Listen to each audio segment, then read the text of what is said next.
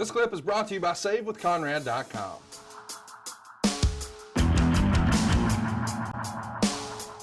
Talk about somebody who is doing their job in a big way for the WWE.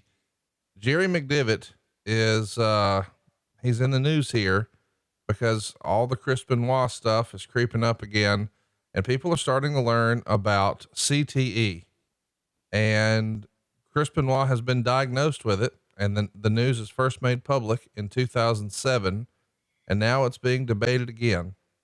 And McDevitt is arguing that the idea that Benoit's brain was damaged like an 85-year-old Alzheimer's patient was ridiculous.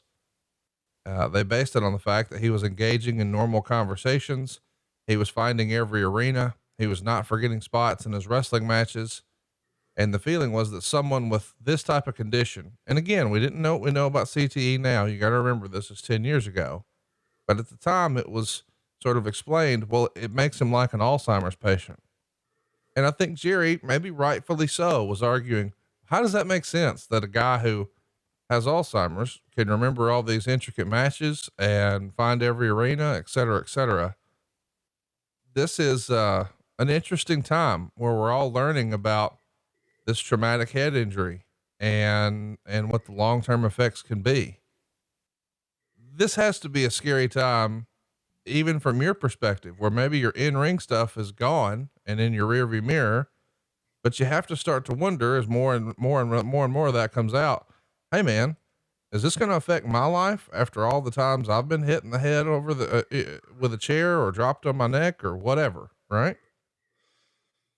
Better believe it.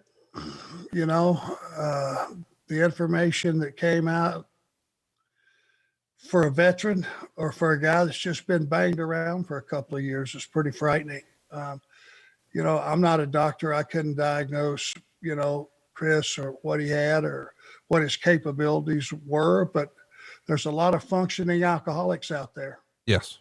That drink vodka instead of bourbon. So you don't smell it on their breath.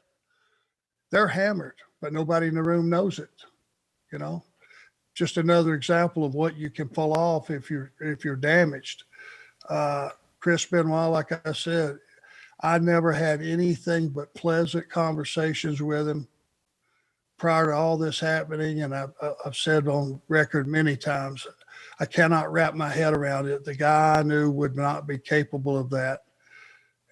But if it did happen, for whatever the reason, there's no forgiving, and there's no accepting, there's no being able to, you know, explain away what happened, the horror of it, you know, over that weekend. It just, I know that CTE is a very real thing. You know, I find myself, my short-term memory, I walk around this house 5 times a day trying to find my glasses. They'll be stuck on top of my head.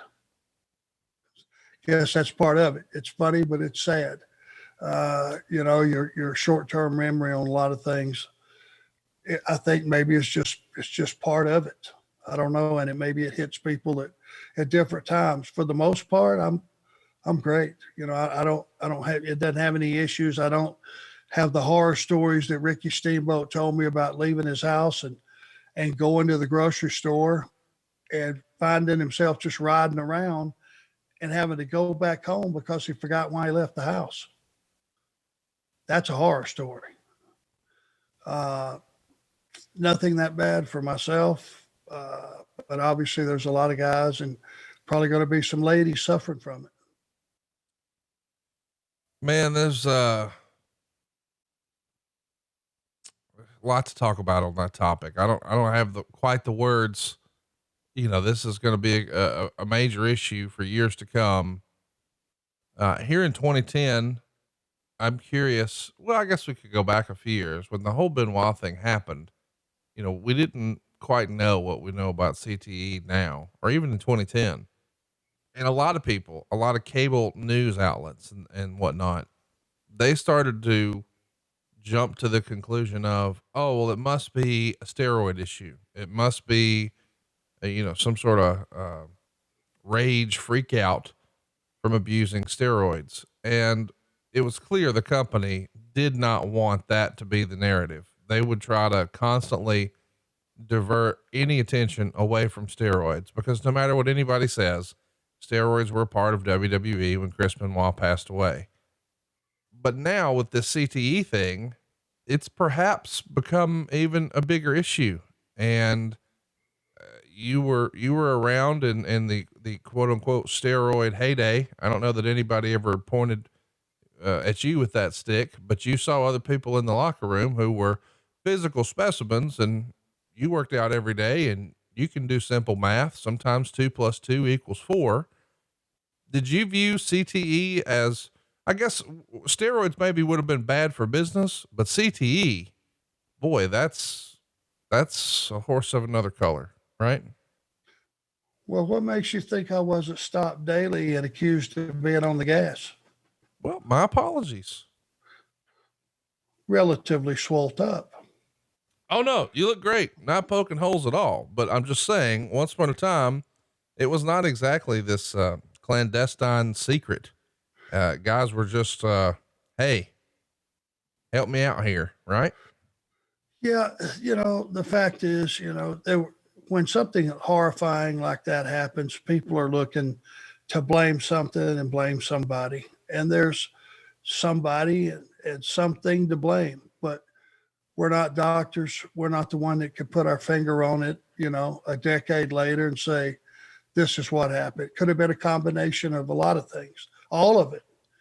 But I think the most important thing is this CTE is because I look at the other athletes, the football players that are, committing suicide and things of that nature, young, good looking athletes, that are 40 years old and still in good shape, but they have a headache every single day, most of the day for years, and they just can't bear it anymore. And they end up taking their life. It's serious business.